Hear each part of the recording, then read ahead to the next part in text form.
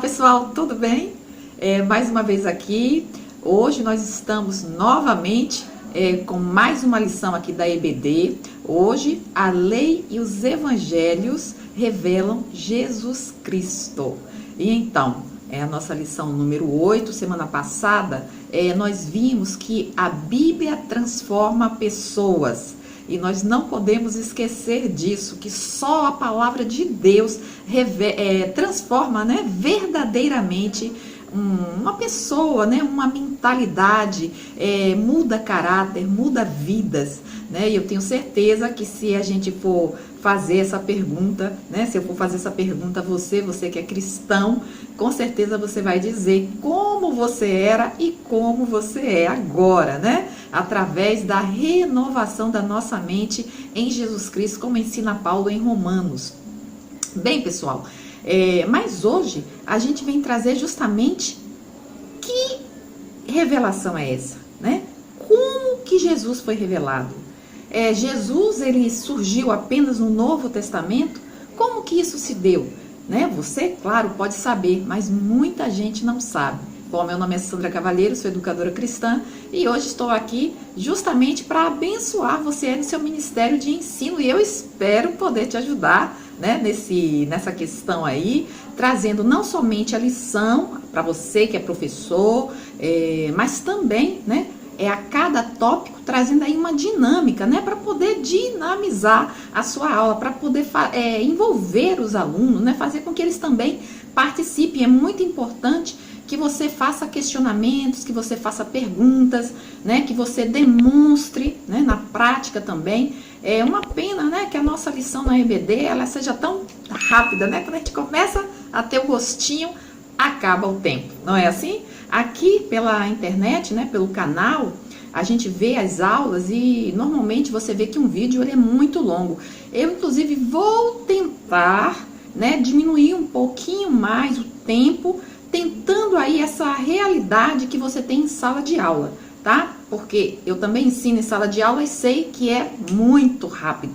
Bom, pessoal, mas então, não esqueça de baixar o slide e as dinâmicas que eu deixo aqui para você, tá? E não esquece, pessoal, deixa aqui abaixo se você tá gostando aí dessa novidade aqui no canal.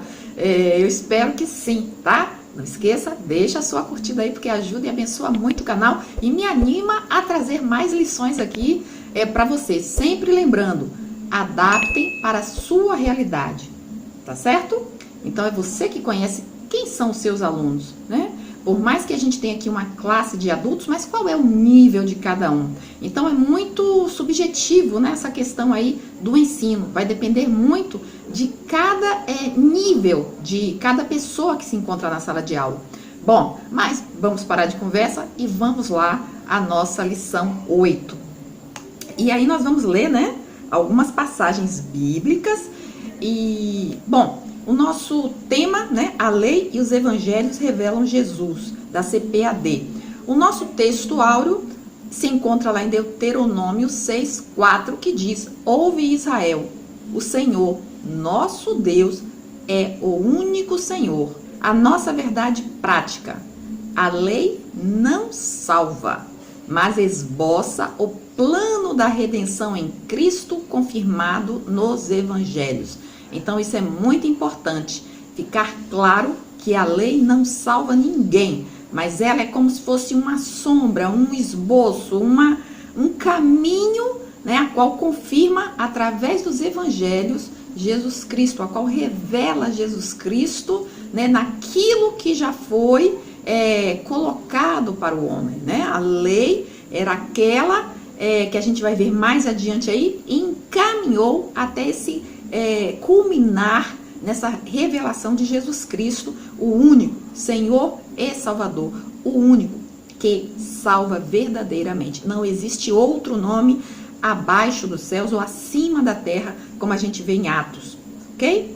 Bom, pessoal, a nossa leitura, que você deve fazer aí na sala, Deuteronômio 6, a gente vai ler de 4 a 9, e também, antes de a gente basicamente começar aí nessa leitura, eu quero também falar para você, que não é professor, mas que de repente, né, tá curtindo aí, tá gostando, gosta de aprender sobre a palavra de Deus, eu quero dar também aí o meu abraço a você, o meu bem-vindo a você, que você se sinta bem. Deixa comentários abaixo se você tiver alguma dúvida, tá certo? Se realmente a aula foi esclarecedora, então seja você meu aluno, amém? Então tá bom, pessoal, dito isso, vamos seguir aí para a nossa lição em Deuteronômio 6, de 4 a 9, que diz assim: Ouve, Israel, o Senhor, nosso Deus, é o único Senhor. Amarás, pois, o Senhor, teu Deus, de todo o teu coração e de toda a tua alma e de todas as tuas forças. E estas palavras que hoje te ordeno estarão no teu coração, e as intimarás a teus filhos e delas falarás, assentado em tua casa, andando pelo caminho, deitando-se e levantando-se.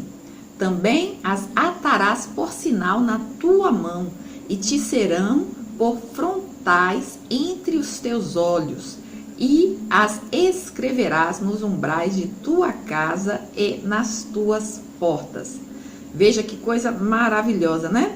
Aqui ele fazendo essa menção, essa alusão a um ensino que está constante. Não é somente uma ida à igreja, né, onde você tem ali a escola bíblica dominical, ou também não é apenas quando você senta para escutar, mas aqui a ordem é que você esteja aí, né, com o conhecimento que você tem, ensinando aos teus filhos, para que eles não se desviem dessa palavra, né, ensinando desde a hora em que eles se levantam até a hora que eles se deitam, ou seja, em todo o viver, né, no diário da vida, né, em cada momento, em cada situação, com cada exemplo. E infelizmente, muitas vezes nós vemos como os pais estão falhando nisso, né? E parece que os filhos eles precisam aprender a palavra somente na igreja, e muitos pais, infelizmente, são pais que deixam os filhos na igreja e vão para outro lugar, né? Fazer outra coisa. Às vezes, isso também ocorre, quando a palavra de Deus ela é muito clara, dizendo que os pais precisam ter o conhecimento, porque só com conhecimento é que ele vai poder ensinar a palavra, né? Viver a palavra, ter esse exemplo. E é justamente o que a gente entende aqui, né? Nessa passagem de Deuteronômio. Lucas 1, né? Do 4 a 9, do 1 ao 4, que a gente lê. Tendo, pois, muitos empreendido por em ordem a narração dos fatos que entre nós se cumpriram, segundo nos transmitiram os mesmos que os presenciaram desde o princípio e foram ministros da palavra. Pareceu-me também a mim conveniente descrevê-los a ti, ó excelentíssimo Teófilo, por sua ordem, havendo-me já informado minuciosamente de tudo desde o princípio, para que conheças a certeza das coisas de que já estás informado.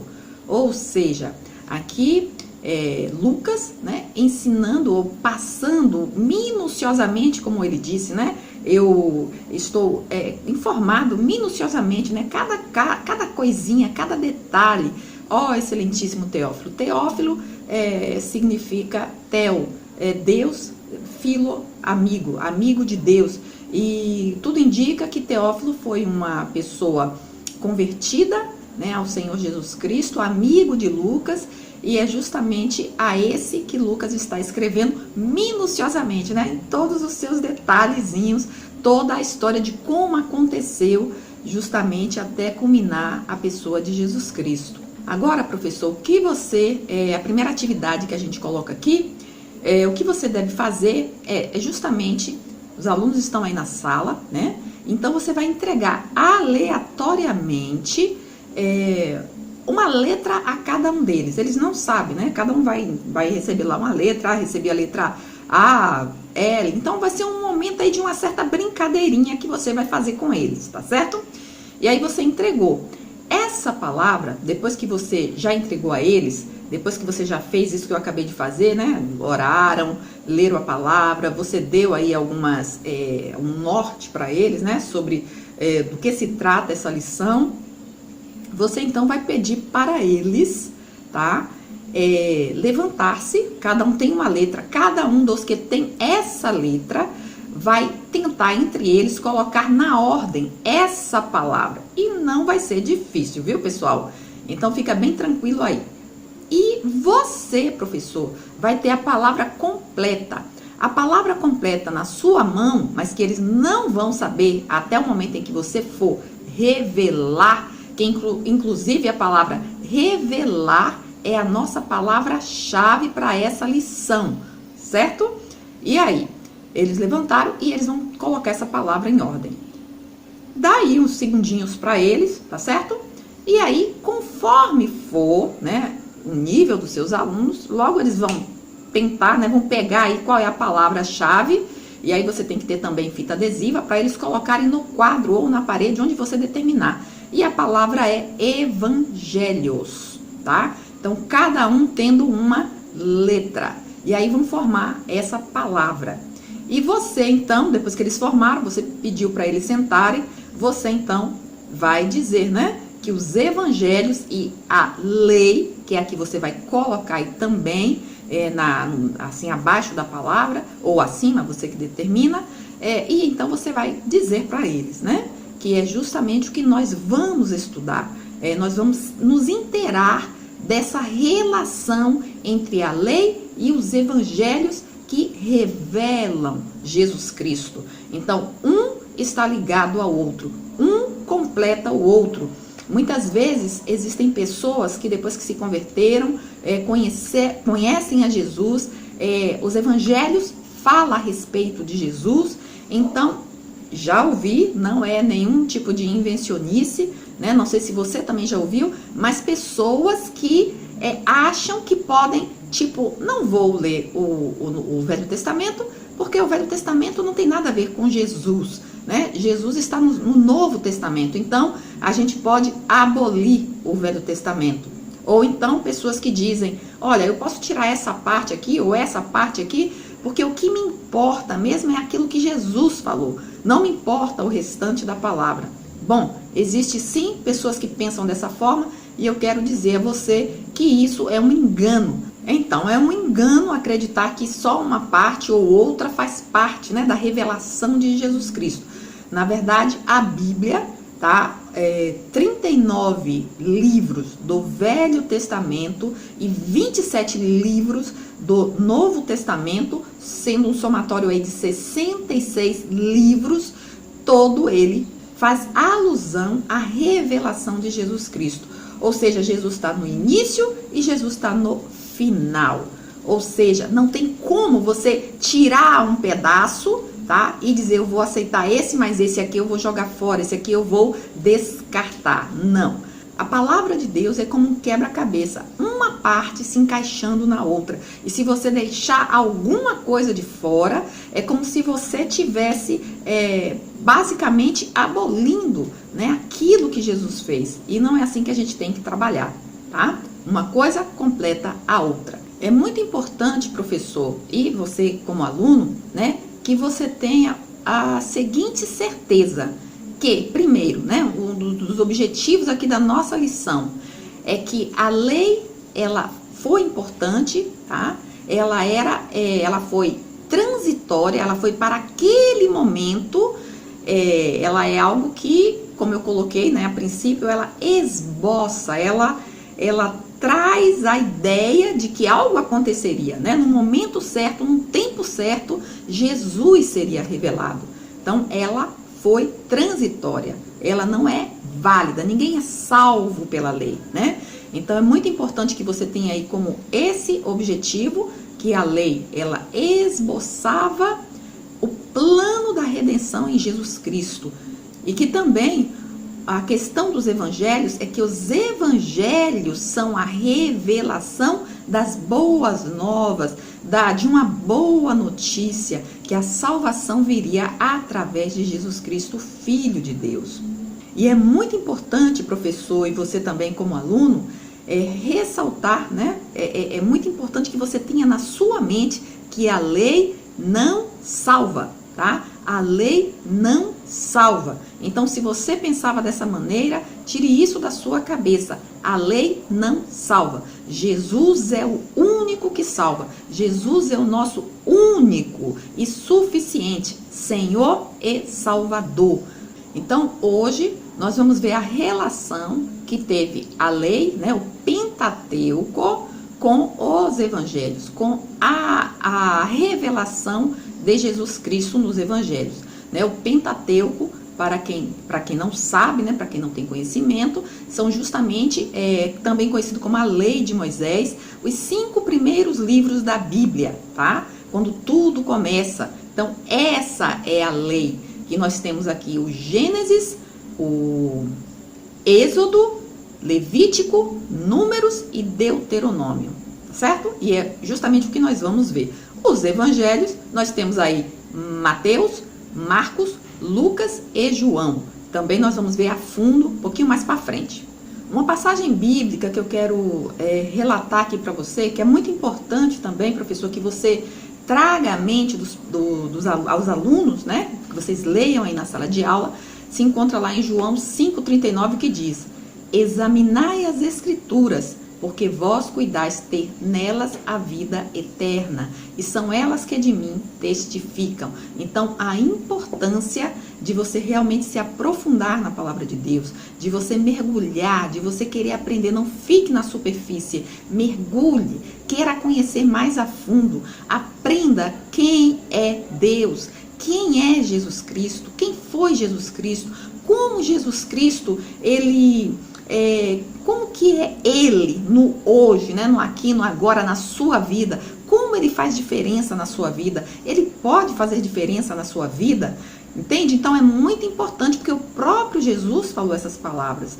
Estudem, examinem, se aprofundem sobre mim, aprendam sobre mim. É isso que as escrituras, né, que a palavra, que a Bíblia ensina, é sobre a minha pessoa, é isso que Jesus está dizendo. Então, se a palavra de Deus ensina sobre ele, e ele é o Filho de Deus, ele é o próprio Deus, ele é aquele que veio, morreu, se sacrificou por você, né, para que você tenha vida eterna. Então, nada mais certo do que você realmente buscar esse conhecimento, porque disso depende a sua vida, né? Quando Jesus falou ela ensina sobre a vida eterna, tá? Então muita gente pensa que a vida é aqui, e muita gente pensa, né, também que, morri, acabou, né? Ou muita gente pensa, morri, fui para o céu, e não é isso que a palavra de Deus ensina, não é isso que Jesus ensina. A vida eterna está nele. É isso que a gente viu aqui, né? Examinai as escrituras, porque vós cuidai, né? Vocês têm a vida eterna, através dela, né? Dela, ela que fala a respeito de mim. É em mim que está a vida eterna. Se você não tem a ele, a Jesus Cristo, você não tem a vida eterna. É isso basicamente que o Senhor Jesus está falando. E ainda lá em 2 Timóteo 3,16, que nós vimos também na semana passada, mas vamos relembrar, né? Toda a escritura é divinamente inspirada e proveitosa para ensinar, para redarguir, para corrigir, para instruir em justiça, para que o homem de Deus seja perfeito e perfeitamente instruído para toda boa obra. Então, é muito válido lembrar, falar, ensinar, trazer à mente, porque o inimigo, né, das nossas almas está constantemente tentando fazer você duvidar se realmente a palavra de Deus foi escrita ou pelos homens ou por Deus, né? Porque às vezes você pode pensar, mas como que Deus escreveu? Né? Como que Deus escreveu as escrituras? Isso aí foi coisa de homem.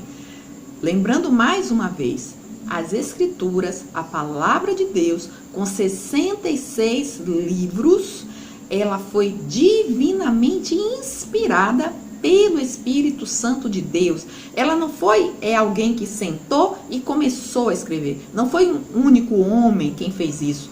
O autor é Deus. Deus é o autor e a gente não pode escrever. É Deus quem assina abaixo. Os direitos autorais é de Deus. tá? Mas ele usou pessoas como ferramentas. E ele usou 40 homens, tá? E o mais importante, veja que é algo tão incrível isso, porque foi num período de 1.500 anos. Ninguém vive 1.500 anos, né? Então nós sabemos, foram 40 homens em cada período, em cada parte, em cada tempo, uma coisa completando a outra, né? Escreveram em pergaminhos. E outra coisa também, homens que tinham relação com Deus, homens que tinham vários tipos de profissão. Então, por exemplo, nós tivemos reis que escreveram a Bíblia, né? No caso Davi, Salomão. Nós tivemos pescadores, que nós já sabemos, né? Que Jesus chamou pescadores. Eles foram escritores também da palavra de Deus. Fazedor de tendas, como Paulo, o apóstolo Paulo, que era um fazedor de tenda, além de ser, de que foi missionário.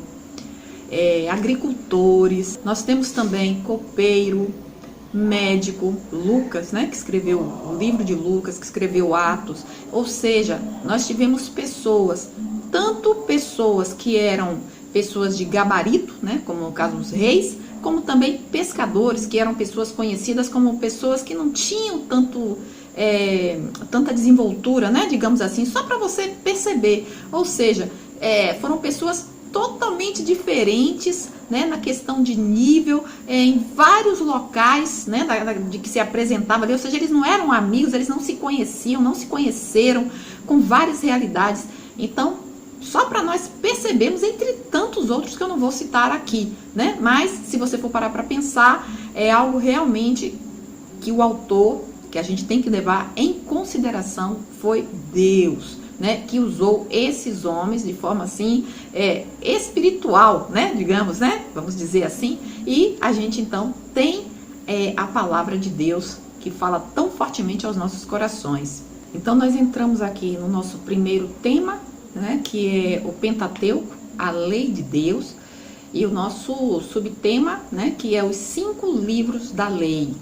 Bem, falando um pouquinho mais sobre a questão do Pentateuco, Pentateuco é um termo grego, né, no caso aí a gente pode dividir essa palavra em penta, que significa 5, e teucos, que significa estojo para o rolo de papiros. Sim, se a gente for ver, né, na junção de palavras tradicionais, que significa justamente 5 volumes. Então, Pentateuco são esses 5 livros aí que você vê na sua Bíblia, né? Que também tem esse costume. A gente normalmente não fala assim, né? Ah, vou ler o Pentateuco. Leia aí o 3º livro do Pentateuco.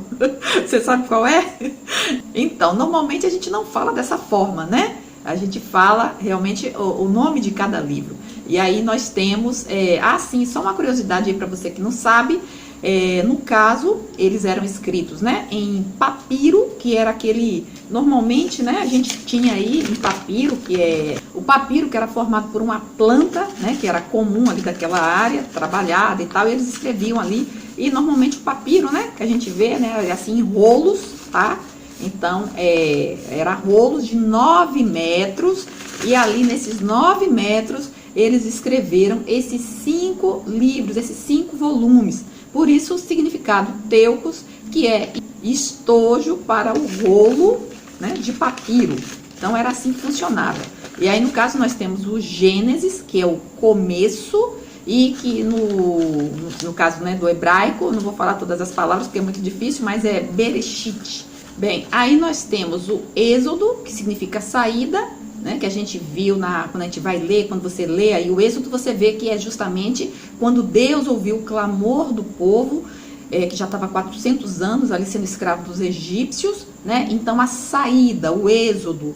O 3º livro, Levítico, que tem a ver, né, com a lei, e é justamente, se você for ler, é até meio cansativo, né, porque é muita lei mesmo. O 4º livro, que é o livro de Números, que é justamente falando a respeito do número de pessoas. Você vai ver muita estatística nesse livro.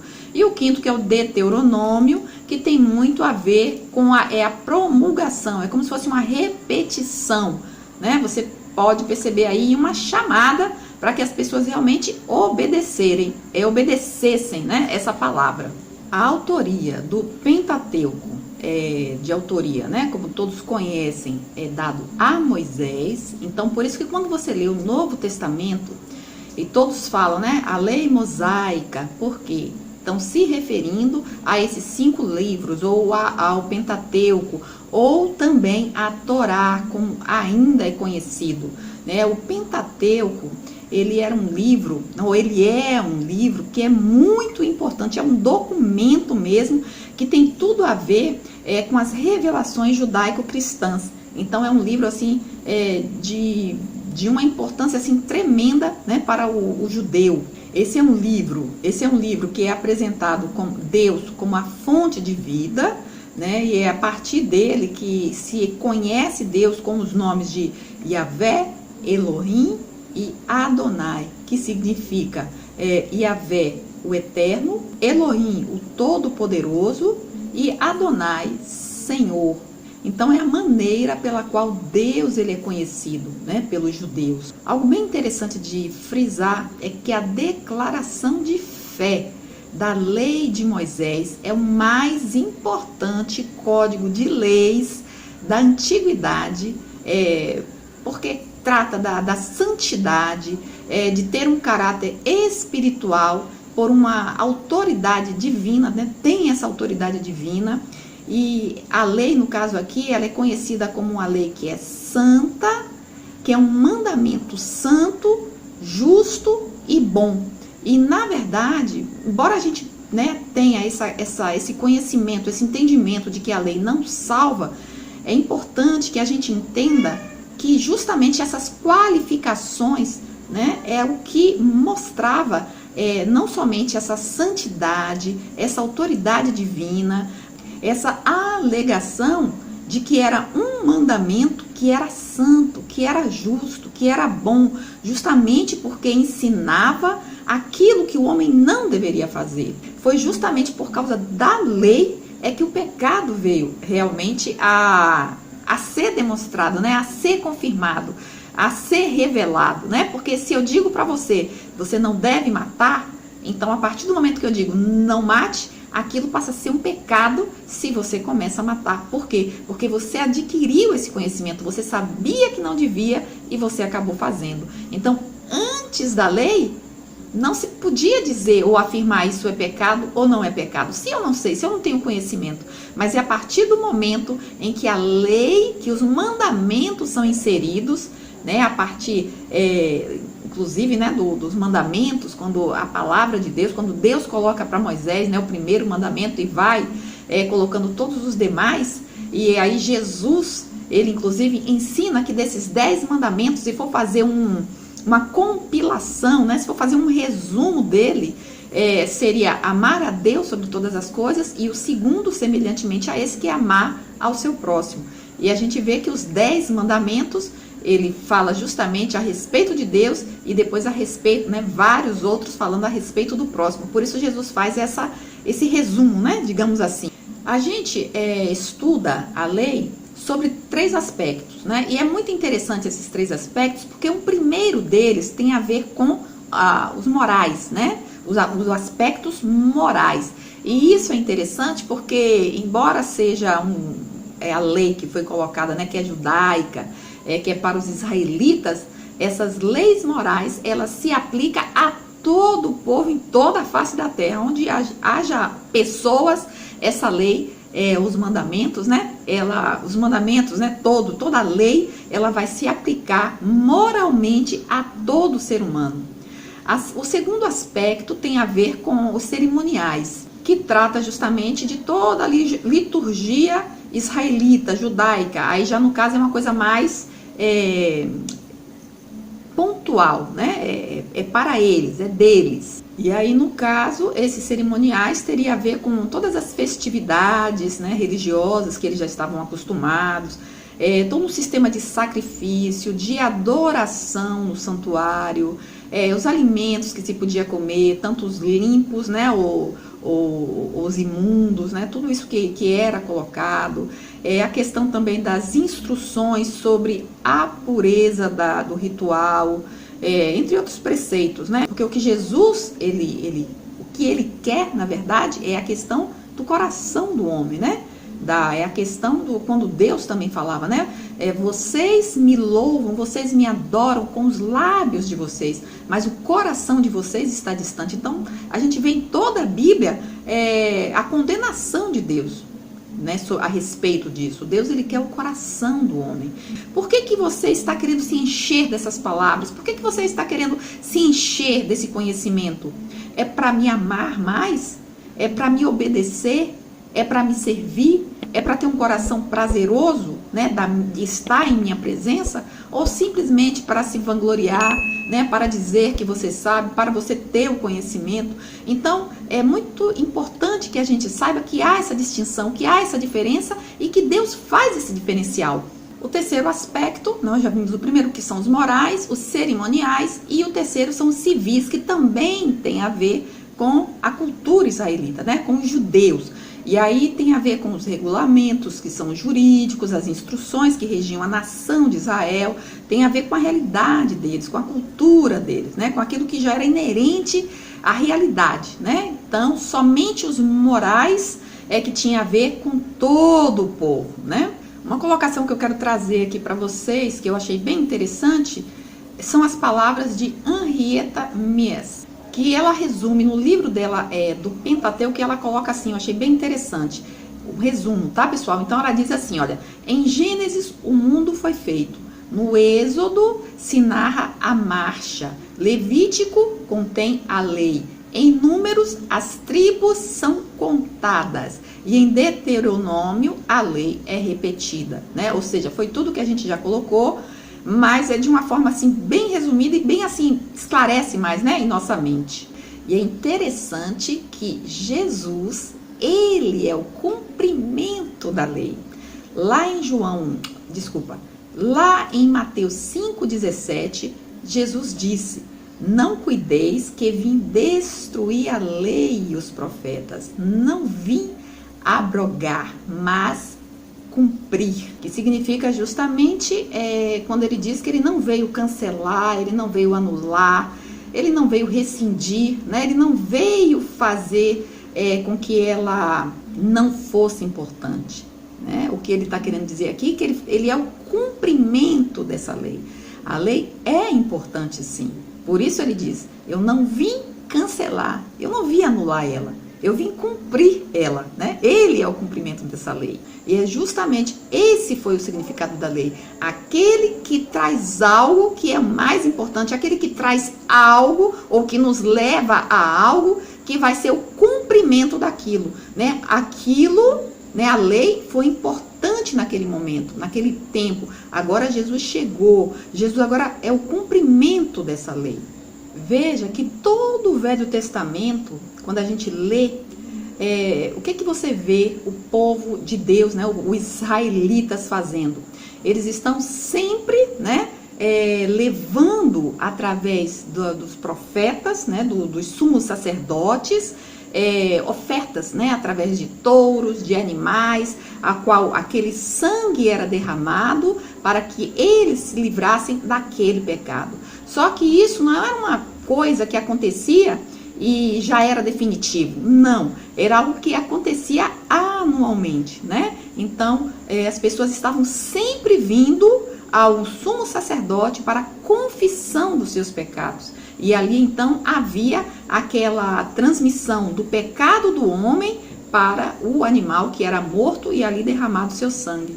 Agora, veja, era sempre, era constantemente. E a gente lê no Salmo 40, 6 e 7, Hebreus também, você pode ler de 4, 1 a 10, que diz: sacrifício e ofertas não quiseste, ofertas queimadas e ofertas pelo pecado não requereste. Então eu disse: eis-me aqui, venho para fazer a tua vontade, um corpo me foi preparado. Ou seja, Jesus é aquele que uma vez por todas se fez esse sacrifício. Então é como se fosse a transmissão do meu pecado, aquele pecado que está sobre mim, que é colocado em Jesus. Por isso Jesus é conhecido como o Cordeiro que tira o pecado do mundo. Então quando eu o aceito, né, justamente como aquela pessoa que levava o seu animalzinho, que comprava o seu bichinho para fazer essa transmissão de pecado, né? Existe aí uma ação. existe aí uma atitude daquela pessoa. E então, no caso, quando eu tomo essa atitude, quando eu o reconheço como meu Senhor e Salvador, é como que meus pecados se vão, né? São transmitidos para Jesus. E o sangue dele me purifica de todo pecado. Eu não preciso ir constantemente à presença de Deus para pedir que eu seja salvo outra vez. Eu já fui salva. Agora, lá em 1 João 1,9, o que diz é: se confessarmos os nossos pecados, ele é fiel e justo para nos perdoar os pecados e nos purificar de toda a injustiça, né? Então, eu estou aqui, eu fui salva, eu fui aceita pelo sangue de Jesus, pelo sacrifício dele naquela cruz, e eu estou vivendo aqui, né? E eu cometo pecados. A gente comete pecado o tempo todo, por pensamentos, né? Em atitudes.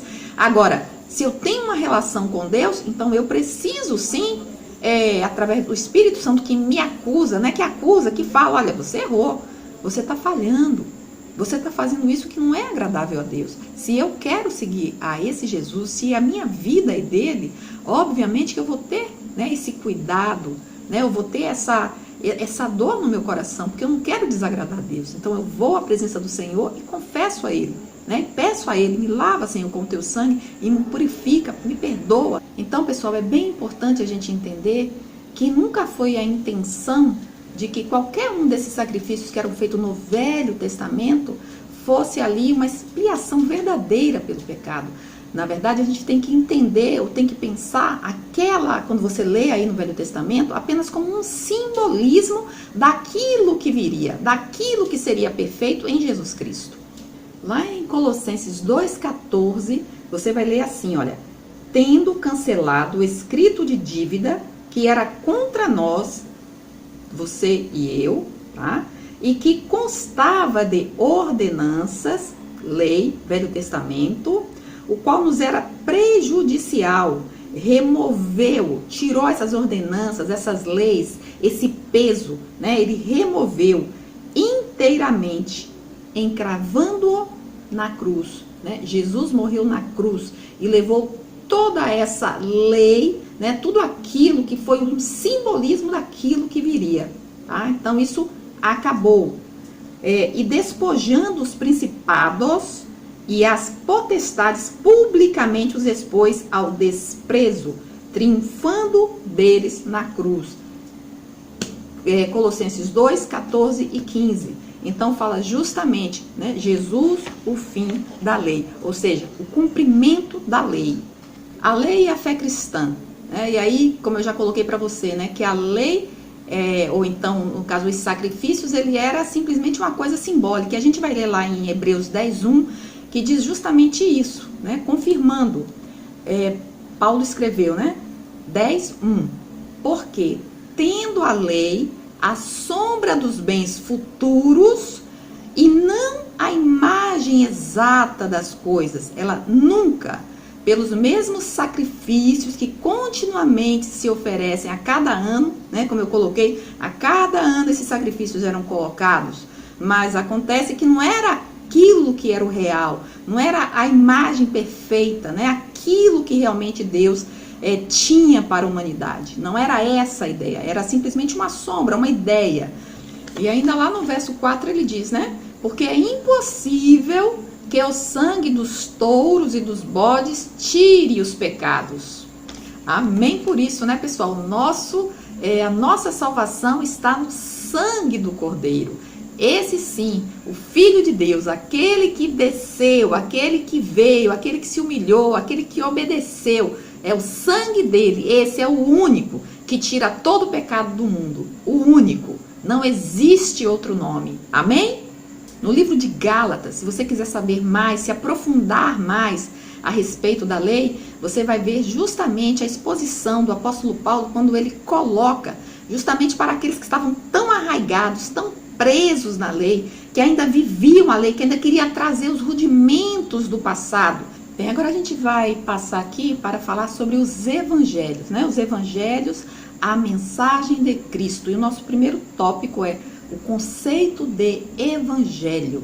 Bem, evangelho, se a gente for utilizar o termo grego, né, significa evangelion. E o Evangelion significa, né, o significado dessa palavra é boas novas. E as pessoas que levam o Evangelho, que transmitem o Evangelho, são designados de evangelistas. São aqueles que trazem notícias, né, boas notícias. São os portadores de boas novas. E aí a gente vai ler lá em Atos 15, 7... e havendo grande contenda, levantou-se Pedro e disse-lhes: homens e irmãos, bem sabeis que já há muito tempo Deus me elegeu dentre nós para que os gentios ouvissem da minha boca a palavra do evangelho e crescem. Ou seja, Pedro aqui está fazendo o papel de evangelistas, trazendo essas boas novas, sendo portador de boas novas aos gentios. Quem são os gentios? Os gentios é você e eu. E eu confesso a vocês, pessoal, que quando eu comecei a me interessar pela palavra de Deus, e eu ouvi primeiro, né, falar sobre a questão dos judeus, dos israelitas, de que a palavra era para eles, primeiramente para eles, e eu fiquei assim, meio com meu coração apertado, porque eu pensava, né, no meu pequeno entendimento, de que eu não tinha o direito. E veja, se você não tiver o direito, né, a ter essa fé em Cristo e que Ele te aceita, então eu fiquei desesperada, porque eu pensava, meu Deus, e agora? Né? Quer dizer, eu não tenho direito disso, só ele, só aquele povo. E quando eu comecei a entender, né, quando o Espírito Santo foi revelando que não, olha, o Evangelho, a palavra do Evangelho, aqueles que não quiseram, né, porque Jesus estava ali falando, nos Evangelhos está Jesus pregando, falando, ensinando, e o povo, muito deles, rejeitaram, né, o Evangelho, a palavra de Deus. E então, muitos desse ensinamento, né, a gente tem ali nas parábolas, quando Jesus, várias e várias vezes, ele representa aquilo que Deus queria, né, transmitir ao povo judeu, aquele povo, e eles bateram a porta. Eles disseram, nós não queremos, nós não aceitamos você como nosso rei. E aí, quando eu cheguei a esse entendimento que não, olha, os gentios somos nós, sou eu. Esse evangelho é para mim, essa salvação é para mim. Nossa, que felicidade, que alegria, que gratidão. Então, se você para pensar que você poderia estar excluído disso e você fala, poxa, Deus, ele me aceita, ele não me rejeita, ele não rejeita você, né? Então, é uma alegria imensa no nosso coração saber que essa salvação, essa maravilhosa salvação é para todos aqueles que aceitarem. E aí nós temos os primeiros, né? Nós temos 4 evangelhos, como eu já falei, que é Mateus, Marcos, Lucas e João. E aí esses três primeiros, eles são conhecidos como evangelhos sinóticos. E o que vem a ser sinóticos? Sinóticos vem de sinopsis no grego. No caso, são como se fossem 3 autores que estão vendo todas as coisas em conjunto, né, de uma mesma forma. São testemunhas oculares, mas eles estão tendo uma visão e cada um vai relatar da sua forma. Uma outra coisa que é interessante também relatar é que esses 3 evangelhos aqui, eles foram, no caso aqui, a questão geográfica, né, é da ação de Jesus na Galileia, né, o Galileu, eles estão ali tendo esse ponto de vista, essa visão, né? Todos os comentários que são feitos ali é nessa região.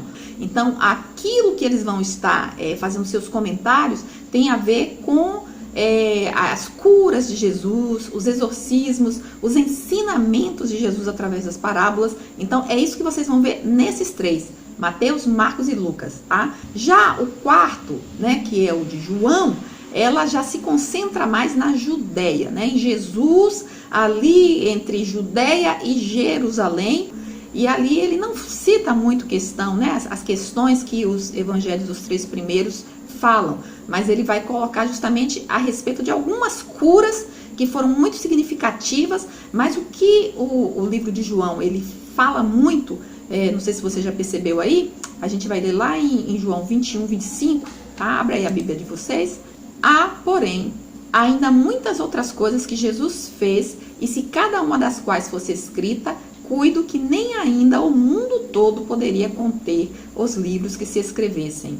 E ainda esse livro também tem a ver com o despertar da fé para aqueles que estavam escutando, com esse intuito de aumentar, para que creiais, para que tenhais fé no Filho de Deus, Então esse era o intuito.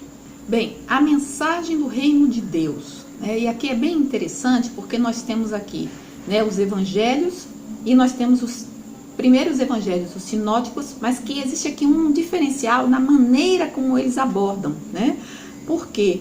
Porque aqui Mateus, ele é especificamente direcionado aos judeus. Então essa fala que eles colocam aqui, que o evangelho de Mateus coloca sobre chegado o reino de Deus ou o reino dos céus. E aqui há uma grande diferença, Aqui no geral, tanto um quanto o outro é a mesma coisa. Quando se fala de ambos, não quer dizer que existe um que é o reino dos céus e que o outro é o reino de Deus e um é diferente do outro, não. Aqui tem a ver com o que eu acabei de falar, sobre a quem que eu estou direcionando. E aqui no caso, Mateus, ele é muito mais o foco é justamente os judeus. Então, como havia assim aquela coisa assim, aquele cuidado de que um respeito muito grande pelo nome de Deus, então havia tanto esse cuidado que não era uma palavra que você pode estar usando aí à torta e à direita. Então, o reino dos céus, Mateus, ele utiliza 32 vezes. E já a expressão reino de Deus aparece bem menos, provavelmente umas 5 vezes por aí. Agora, o que você vai perceber muito é essa alusão a que esse reino é chegado, O reino de Deus é chegado, o reino dos céus, arrependam-se porque o reino está próximo. Todas essas expressões, que a gente conhece. Então, isso aí é muito comum. E uma coisa, gente, muito importante é que quando se trata, da questão do... quando eles colocam essa coisa do que o reino está próximo, para receber o reino de Deus, da importância do arrepender-se, A gente tem muito essa coisa, que o que é esse arrependimento? Esse arrependimento é eu derramar lágrimas, é eu chorar, é eu ficar triste? Não é esse arrependimento, Quando você, poxa, estou tão triste por algo que eu fiz, mas o arrepender é justamente você tem você pode ter esse sintoma, dessa tristeza, esse derramar lágrimas, porque você está triste, você não queria, você se arrependeu, mas não fica aí apenas, Aí, no caso, você teria que realmente, olha, se você está vindo para cá, mudar de caminho, É a tal da famosa palavra metanoia, que é mudança de mente. Então, se eu agia dessa forma, eu não vou mais agir, eu me arrependi, eu não quero mais essa vida. Eu não quero mais viver desagradando a Deus, seguindo ou caminhando longe de Deus. Esse reino está próximo, Esse reino chegou, o reino de Deus está aqui. E o reino de Deus é sempre que o senhorio de Jesus Cristo se estabelece. Toda vez que esse senhorio se estabelece, ali é o reino de Deus. Então, se você comece a ter uma vida que realmente estabelece Jesus em sua vida, o reino de Deus está em você, Jesus está em você. Não é só mais uma questão de tristeza, mas é uma questão de mudança, de transformação. E lembrando, a palavra de Deus é a única que transforma vidas. A gente não pode esquecer da ação do Espírito Santo. E o Espírito Santo de Deus é quem nos ajuda, é quem nos ajuda a ter essa transformação de vida, a buscar a santificação. A palavra de Deus, ela nos anima, nos encoraja, basicamente nos ordena a que a gente busque essa santificação de vida a partir do momento em que eu tomo essa decisão de seguir a Cristo. Então, todo cristão que ele está desejoso, que ele tomou essa decisão, eu quero seguir Jesus, eu aceito, eu acredito naquilo que Jesus fez na cruz, aquilo que Jesus veio fazer, eu acredito que é o reino de Deus aqui na terra, Então, qual é o meu objetivo a partir desse momento que houve esse arrependimento? É a busca de santificação. E só o Espírito Santo pode me dar essa possibilidade. Então, veja essa questão da santificação lá em Mateus 5,48, Mateus diz, né? Portanto, sede vós perfeitos, como perfeito é o vosso Pai Celeste. E ainda lá em 1 Tessalonicenses, também nós vamos ler, no capítulo 4, lá no verso 3, que diz assim: porque esta é a vontade de Deus, a vossa santificação, que vos abstenhais da fornicação. Ou seja, eram pessoas que estavam, né, decididas a seguir a Cristo, a ter uma vida realmente de santidade, mas que estavam aí caindo em alguns erros, em alguns pecados. E entre eles, aquilo que dizia respeito ao sexo impuro, a luxúria, a sensualidade. Então são coisas que aqui o apóstolo Paulo ele coloca, né, para que eles se afastassem, né, se abstenham disso, porque isso não é algo agradável a Deus, né? Então realmente buscar essa santificação. O que é que a palavra de Deus me ensina que eu de repente posso estar fora, né? Como? O que eu tenho que fazer para realmente agradar o Senhor em santificação de vida? Porque é isso que Ele quer para mim. Bem, pessoal, a lição diz, né, que Jesus ele se revela através da lei e dos evangelhos.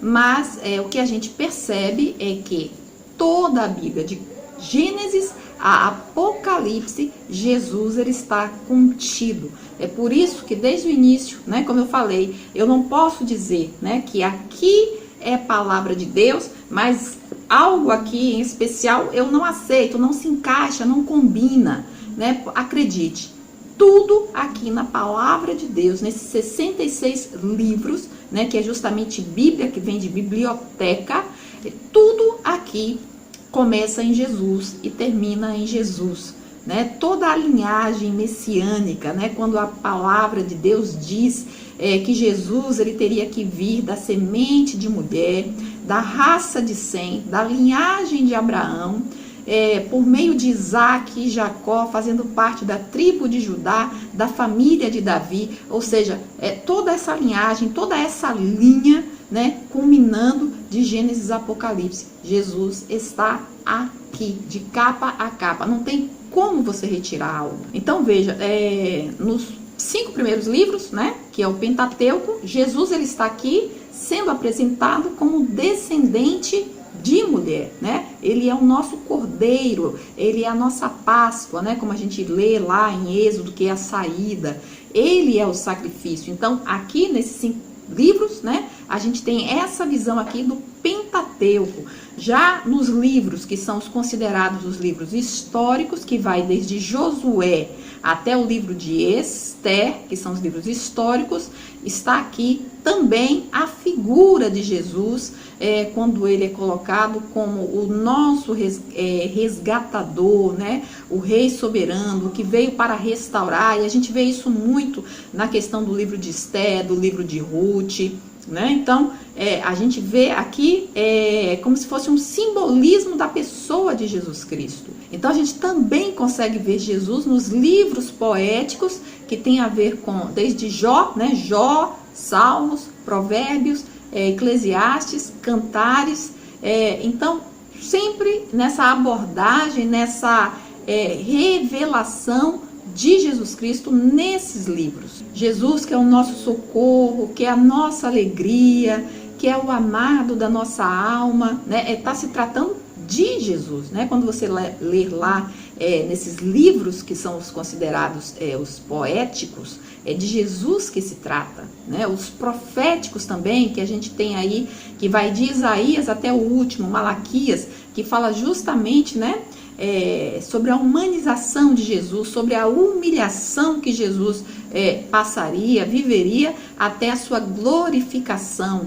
E finalizando, obviamente, né, com todo o Novo Testamento, que é justamente a expressão, né, completa do Messias, né, que se revela, né, o Filho de Deus, o Filho do Homem, né, tratando-se justamente de Jesus Cristo, né, o Cordeiro que tira o pecado do mundo.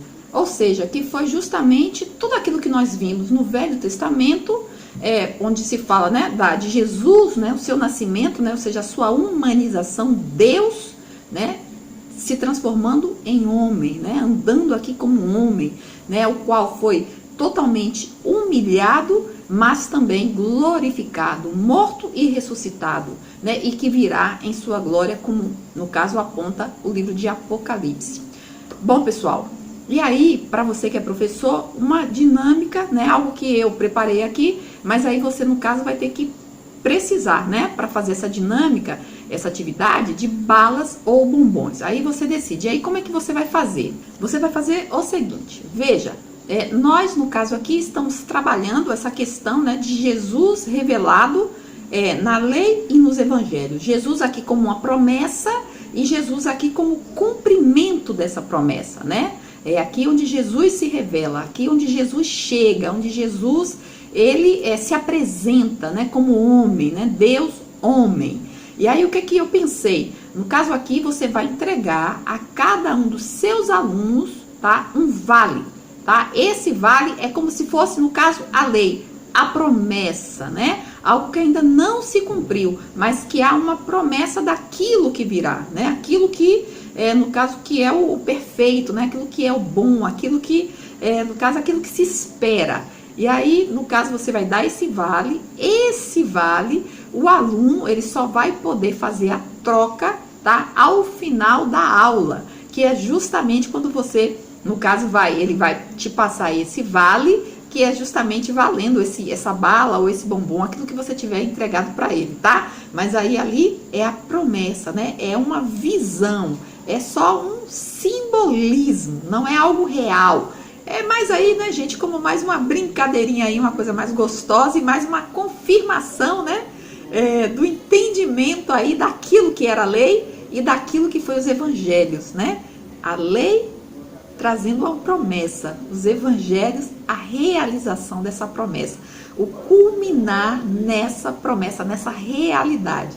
É basicamente isso que você vai fazer. Então fica aí a dica, né, se for o caso, se você quiser.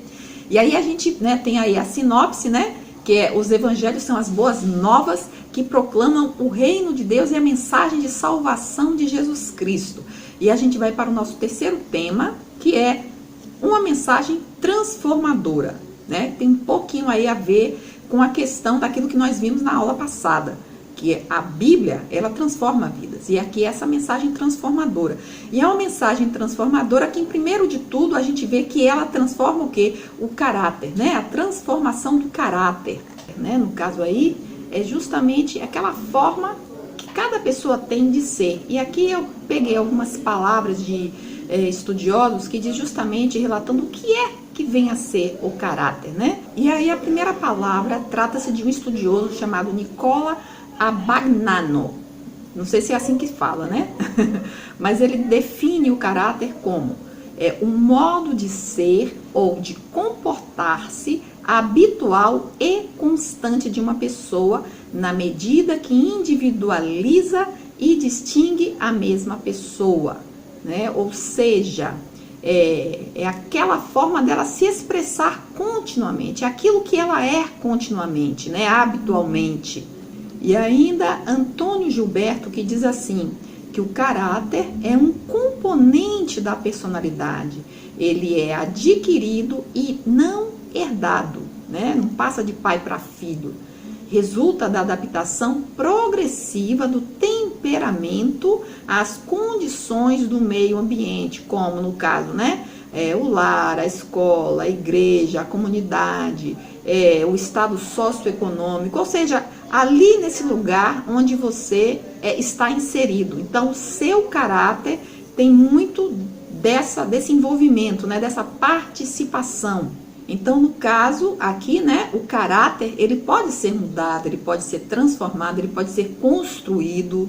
Quando a palavra de Deus, né, na lei, né, foi colocado ali os 10 mandamentos, então o que acontece, né? Você vai ver isso aí lá em Êxodo 20. E aí diz que os 3 primeiros mandamentos dizem respeito à teologia e os demais se referem à ética, né? A maneira de viver, que teria a ver com isso que a gente acabou de falar, que seria o caráter da pessoa, né? Então, seriam as questões morais. Então, a ética e a moral refere-se justamente a esses costumes, aos valores, às obrigações que nos são impostas. E aí o que acontece? não é somente esse conjunto de ética, né, de regras que a gente tem que viver, que faz com que a nossa vida seja transformada. Isso a gente vai ver lá em Lucas. Lá em Lucas 18, no versículo 18 a 24, a gente lê assim, Jesus, com a conversa que ele teve, né, com um jovem, né, um jovem rico. E ele diz, né, que ele perguntou então a um príncipe, né, a um certo príncipe, dizendo, esse príncipe chegou a Jesus e perguntou, bom mestre, que hei de fazer para herdar a vida eterna? Esse homem, basicamente, né, se você conhecer a história, ele já estaria pronto, né, para herdar, porque ele era uma pessoa que ele seguia esse estatuto, essas questões morais e éticas, né, essa regra de conduta. Ou seja, ele tinha esse caráter, ele fazia tudo aquilo que era bom. Muita gente, por exemplo, pensa que será recebido por Deus simplesmente por ter uma atitude boa, por ser uma pessoa boa, né? Que segue ali à risca aquilo que demanda, né? Aquilo que é ordem, que é regra, né? Que é conduta, como esse homem, por exemplo, né? Quando ele diz, né?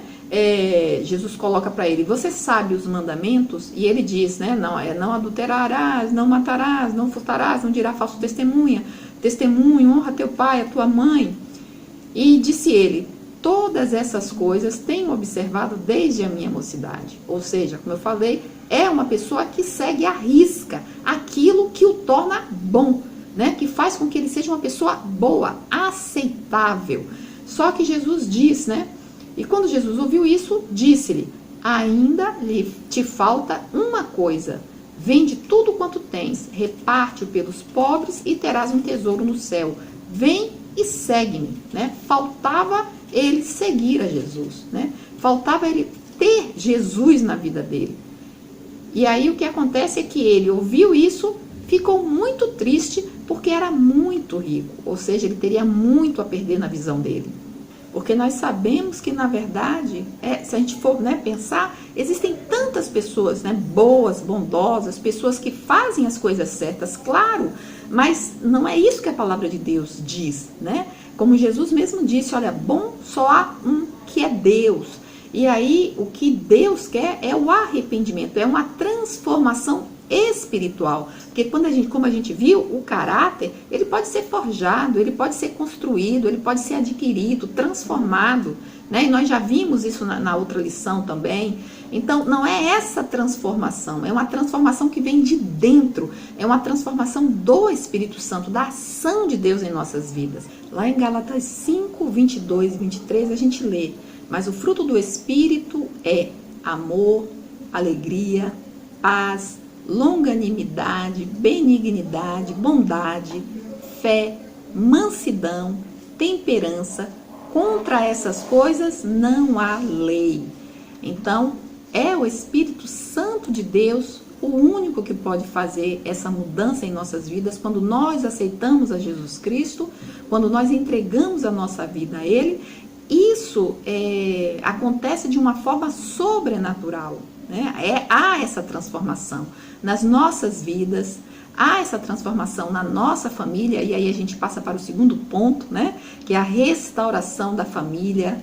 Aqui, se tratando de família, também da mesma forma eu vou deixar para você aqui, olha, uma dinâmica que fala sobre essa questão da aliança, né? Hoje nós vimos ou percebemos tantos relacionamentos, tantas famílias destruídas. A gente sabe que lá em Deuteronômio 24, se você for ler de 1 a 4, a gente vai observar que era qualquer coisinha era motivo para que um casamento fosse destruído, até por um feijão queimado, né? Então, não é esse o desejo de Deus, né? O desejo de Deus realmente é que seja indissolúvel o casamento. Infelizmente, com a moral, com os costumes que nós temos visto hoje na nossa cultura, também é como se algo nesse nível começasse a chegar, né? A se aproximar, quando nós vimos tantos casamentos que vão vivendo, né, a questão aí de divórcios, de famílias destruídas, e não é esse o objetivo de Deus. E para que um casamento realmente ele sobreviva, né, que ele realmente esteja aí sendo restaurado, há a importância como a gente fala, né, que o reino de Deus chegue para essa família, para que essa família seja verdadeiramente uma família abençoada, com a mão, com a presença de Deus. Então, muitas vezes nós perguntamos, né?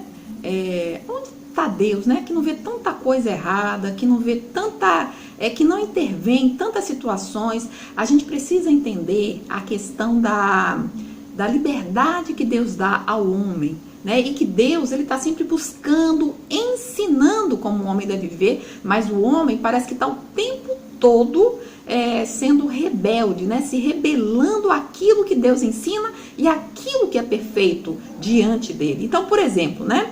A gente lê lá em Gênesis 1:27 que diz: e criou Deus o homem à sua imagem, a imagem de Deus o criou, homem e mulher os criou.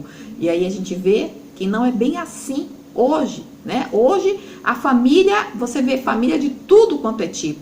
Lá em Gênesis 2:24, veja o que a gente vai ler também. Portanto, deixará o homem o seu pai e a sua mãe, e apegar-se-á à sua mulher, e serão ambos uma carne, o homem e a mulher. É isso que está dizendo aqui. É um homem e uma mulher.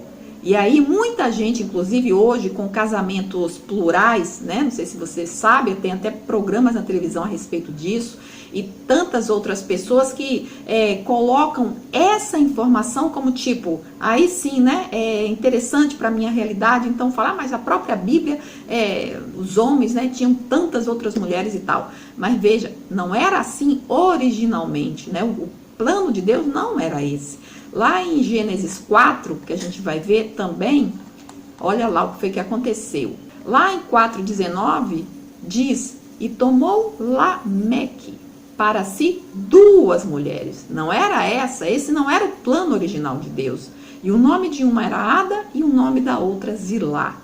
Então, pessoal, veja que interessante, né? O relacionamento monogâmico foi instituído por Deus. Mas, novamente, como eu coloquei aqui, né? O homem se desviou, o homem se rebelou. Bem, o que acontece é que na época dos patriarcas, o que ocorre é que tinha também, depois desse desvio, né? Que a gente viu aí em Gênesis 4 com Lameque, então foi instituído naquela região, né? Na Palestina, o Código de Hammurabi. No Código de Hammurabi tinha nos códigos de 146 e 148 a constituição de relacionamentos poligâmicos. E foi justamente esse relacionamento que foi o que era instituído, não de acordo com aquilo que era o desejo de Deus para os homens, mas eles seguiram realmente aquilo que preestabelecia a cultura daquela época, daquela região. E isso ocorreu no período de 1750 a.C.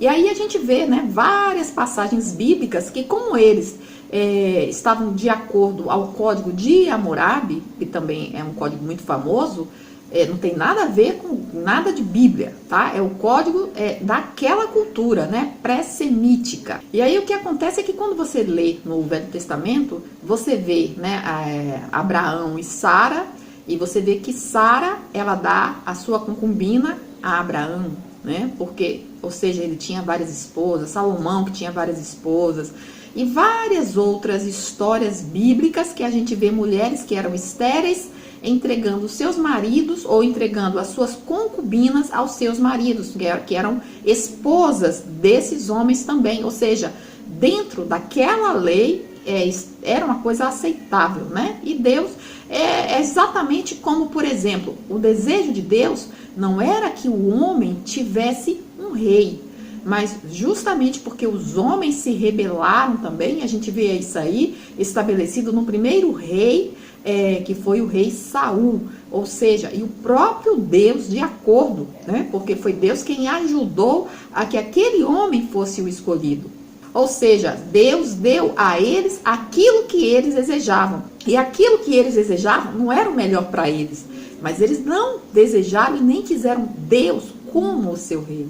Ou seja, Deus, com seu amor infinito, com a sua graça, está sempre vindo em nosso encalço, né? Em nossa busca para poder tentar restaurar aquilo que nós, os homens, acabamos por destruir. Bem, a regeneração da sociedade, né? É o nosso terceiro tópico.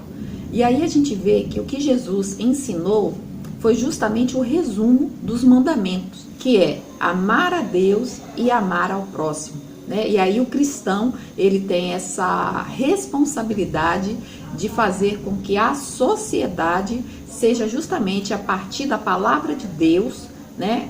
Com a sua atitude, com a sua ação, com o exemplo que o cristão, né? Ele deve passar, justamente fazer com que essa sociedade seja salgada, né? Quando Jesus diz que vós sois o sal da terra, a luz do mundo. Então a nossa responsabilidade é uma responsabilidade grande, né?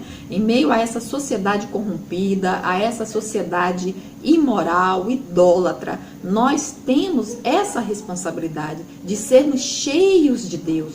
E o que a gente vê muitas vezes, inclusive na própria igreja, são igrejas cheias, né? Igrejas com muita gente, mas pessoas vazias de Deus. Por quê? Porque são muitas pessoas que não estão querendo ser cheias de Deus, mas sim cheias das bênçãos do Senhor. E é justamente o que a gente precisa, né? Fugir e fazer uma reflexão, nos colocar, né, diante de Deus, diante do Espírito Santo de Deus, como um espelho, né? Eu gosto muito de usar assim essa imagem, né? Deus não tem como, você não esconde nada de Deus, mas a pergunta é, como eu tenho vivido, né, a minha vida cristã?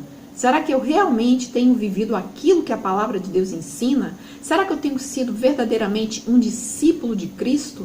Será que eu tenho sido amigo de Jesus, né?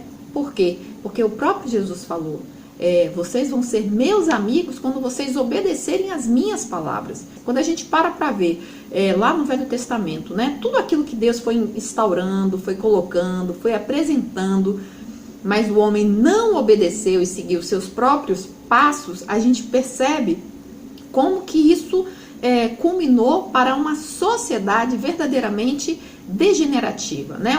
Uma sociedade que vai de mal a pior, que se essa sociedade não está pior, é justamente pela ação, pela presença de todos aqueles que são guiados pelo Espírito Santo de Deus. Não é viver de preceitos, não é viver de regras, mas é ter verdadeiramente aqui no nosso coração, né?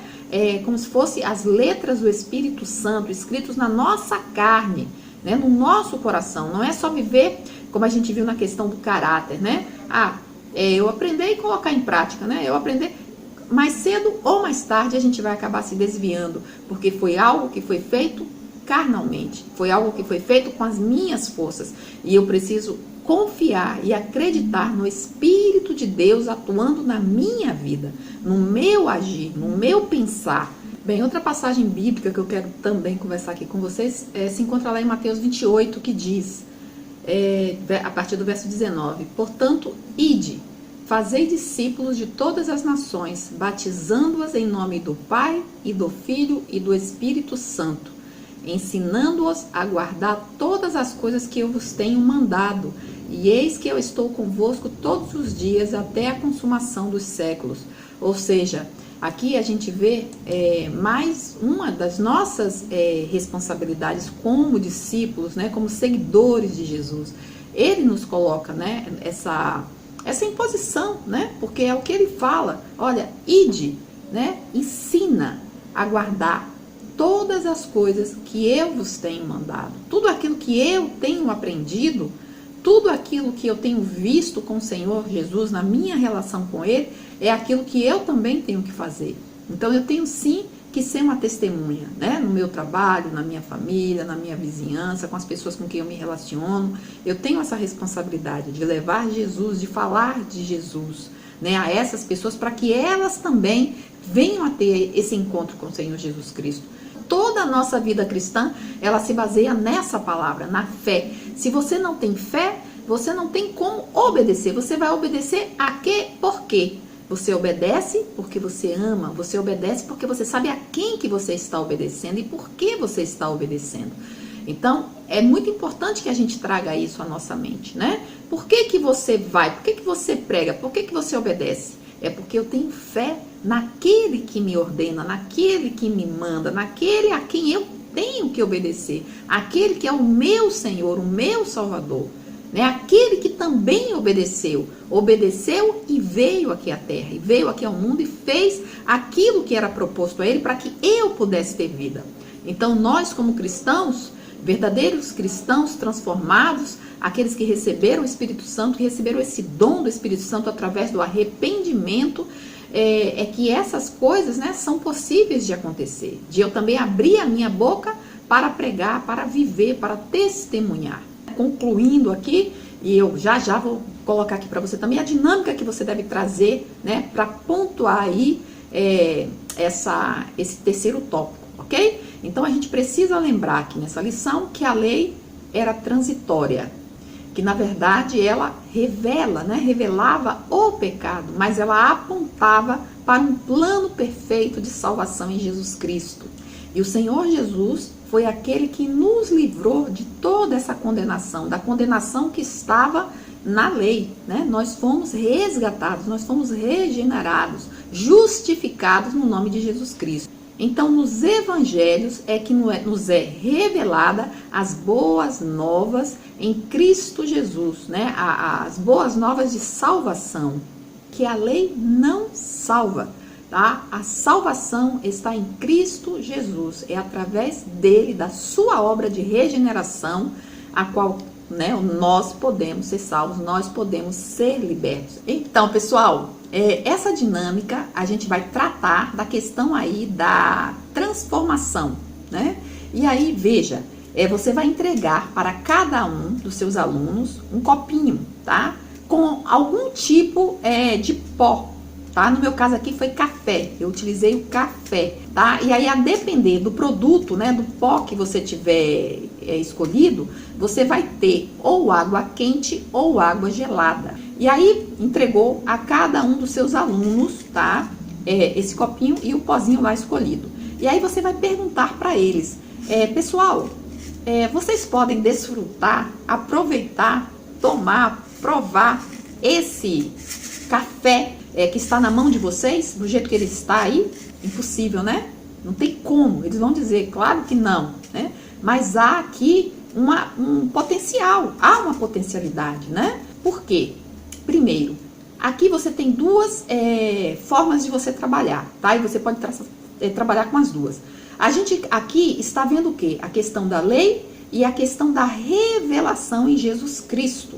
E então, a questão da lei era uma promessa, era uma sombra, era algo que eu tinha, mas eu ainda não podia usufruir na sua totalidade, né? Eu não tinha o poder, a possibilidade de aproveitar completamente o que eu tinha. E aí a questão aqui do que você escolheu. E então é através de Jesus Cristo que a gente pode completamente aproveitar todo o potencial daquilo que me ou que me foi prometido através das Escrituras, da palavra de Deus, né? Então você pode trabalhar essa questão e você pode trabalhar a questão de transformação. Por quê? Porque também é somente, né, o Evangelho, tá? A palavra de Deus, a Bíblia, que pode, aí você vai colocar, né, a água, ou fria ou quente, e fazer essa mudança, essa transformação, porque somente essa água, representando Jesus Cristo, é que pode fazer a transformação do caráter da família, né, a restauração da família e a transformação da sociedade, né, somente em Jesus Cristo. E é claro, só depois que você fez essa transformação, né, é que você vai, né, claro, pedir a eles para que possam, né, usufruir desse preparo, né, assim que a nossa vida está completamente plena e pronta para podermos usufruir tudo aquilo que Deus tem para nossas vidas, né? Para nós podermos realmente desfrutar na sua totalidade. Então, pessoal, era essa a ideia, né? A lição que eu quis trazer aí para vocês. Eu espero que você tenha gostado. Em nenhum momento eu pedi, mas eu te peço agora, deixa aí a sua curtida, deixa seu comentário. Um grande abraço, beijo grande, fica com Deus e até a próxima.